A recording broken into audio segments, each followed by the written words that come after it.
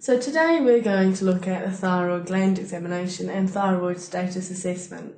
Good afternoon, my name is Dr. Michelle Downey. I'm one of the doctors here.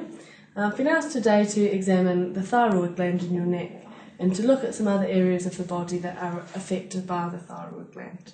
Is that okay with you? That's fine. Great. So first of all, we do a general inspection, looking at things like whether the patient is appropriately dressed for the temperature, whether they're over or underweight, whether they appear anxious or agitated. We look at things in their face in particular, whether they've got any facial myxedema or any peaches and cream complexion, as it's known. Looking for any hair loss, particularly loss of the outer third of the eyebrows, and looking for any obvious lid retraction. So then we can move on to look at the hands. If I could take both of your hands there. Looking for thyroid acropatchy, looking for onycholysis. Turning the hands over, looking for palmar erythema. Feeling the palms to feel if they are particularly sweaty or dry. Okay, that's fine. Would you hold your hands out there for me, please? At this point, looking for any fine tremor. If we're in any doubt about this, we can rest a piece of paper on top of the hands, which will exaggerate a fine tremor if it's there. Okay, that's fine. Just rest your hands down. Next, we take the patient's pulse, looking for any tachycardia or feeling for any atrial fibrillation.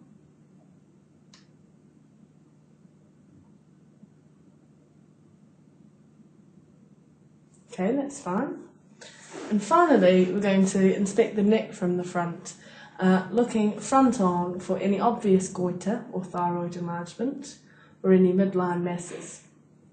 And we can ask the patient to swallow some water while we watch this. If you could take a sip of water and hold it in your mouth. And swallow for me. Okay, that's great. If you see or notice a mass in the midline, you can ask the patient to stick their tongue out.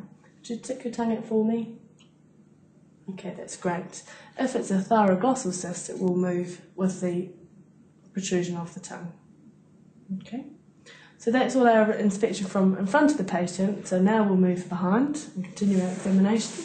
So continuing the examination from behind the patient, we can palpate for the thyroid gland. Okay. And then again, ask our patient to take some water into his mouth and hold it there and swallow for me. Okay, feeling for any movement of the thyroid with swallowing. Alright. While we're there, also check for any cervical lymphadenopathy.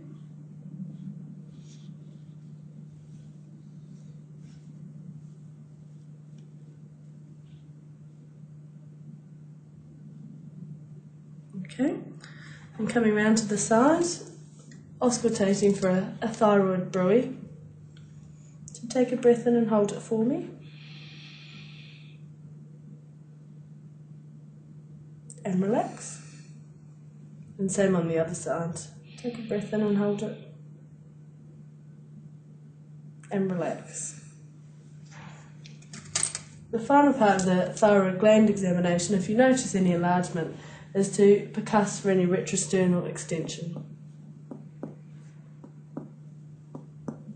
Okay.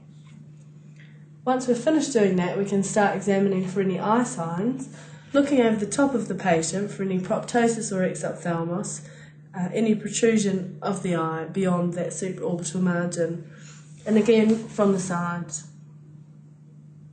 Okay. Then we need to move back to the front of our patient again to complete our examination of the eye signs. So now we move on to examine for any ophthalmoplegia. If you could follow my finger with your eyes and tell me if you see double at any time.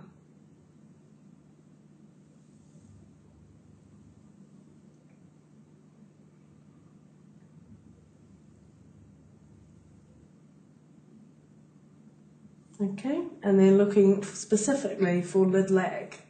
Again, follow my finger with your eyes. Okay, that's great. There are just a few things left to do to complete our examination. Next we'll look for any proximal myopathy. If you could hold your arms up like a chicken, hold them there for me please. That's great. And then just resting your arms on your knees. Now checking for reflexes.